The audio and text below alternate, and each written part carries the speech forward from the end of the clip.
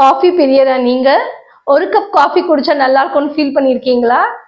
அந்த வரலாற பத்தி நம்ம கொஞ்சம் தெரிஞ்சுக்கலாம் வாங்க.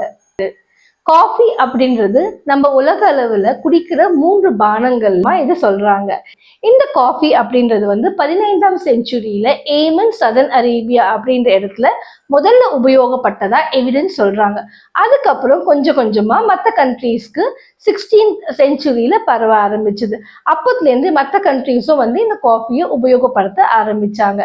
இந்த காஃபி அப்படின்றது நம்மளுக்கு எப்படி கிடைக்குது அப்படின்னு பாத்தீங்கன்னா, வறுத்த காஃபி கொட்டைகள்.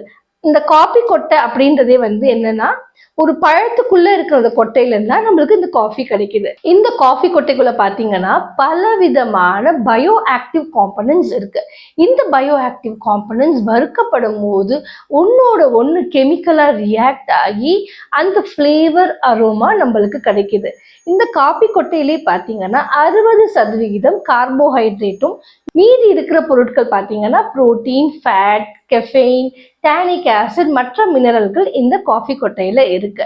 இந்த கெஃபெயின் சொன்னேன் பார்த்தீங்களா, இந்த பொருள் தான் நம்மளுக்கு இந்த காஃபில ஒரு கசப்பு தன்மை கிடைக்குது இல்லைங்களா, அந்த கசப்பு தன்மை இந்த காஃபில இந்த கெஃபெயின் மூலியமா நம்மளுக்கு கிடைக்குது. இந்த காஃபி கொட்டையில 800க்கும் மேற்பட்ட அரோமா வாசனை கொடுக்கக்கூடிய காம்பனன்ட்ஸ் இருக்கிறதா சொல்றாங்க.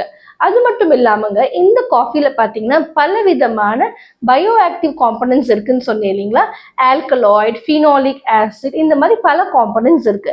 இதுல கெஃபைன் அப்படின்றது வந்து ஆல்கலாய்டை சேர்ந்தது.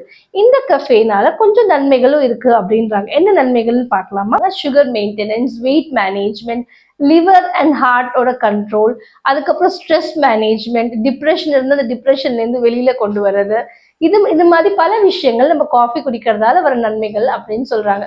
அப்ப எவ்வளவு காஃபி வேணா குடிக்கலாமா? இல்லைங்க, அந்த காஃபி குடிக்கிறதுக்கு ஒரு அளவு இருக்கு.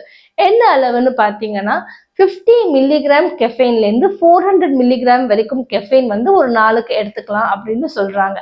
நம்ம குடிக்கிற காஃபி, ஒரு கிளாஸ் காஃபி, வீட்டுல செய்யற காஃபில 50 மில்லிகிராம் ஆஃப் கெஃபைன் இருக்கு அப்படின்னு சொல்றாங்க. ஸோ நம்ம இந்த கெஃபைனோட அளவு மீறும் போது நம்மளுக்கு என்ன ஆகும்? அதனால நம்மளுக்கு ஒரு சில டிஸ்அட்வான்டேஜஸ் இருக்கும். என்ன டிஸ்அட்வான்டேஜ் பார்த்தீங்கன்னா, நம்மளுக்கு தூக்கமின்மை, digestion problem, muscle break down, அதே வந்து பார்த்தீங்கன்னா டிப்ரெஷன், அடிக்ஷன், பிபி இன்க்ரீஸ் ஆகிறது, இந்த மாதிரி பல விஷயங்கள் வந்து வரும் அப்படின்னு சொல்றாங்க. நாம காஃபி பிரியரா இருந்தாலும் அளவா காஃபி குடிப்போம், ஆரோக்கியமாக இருப்போம். அளவுக்கு மீறினால் அமிர்தமும் நஞ்சு. நன்றி.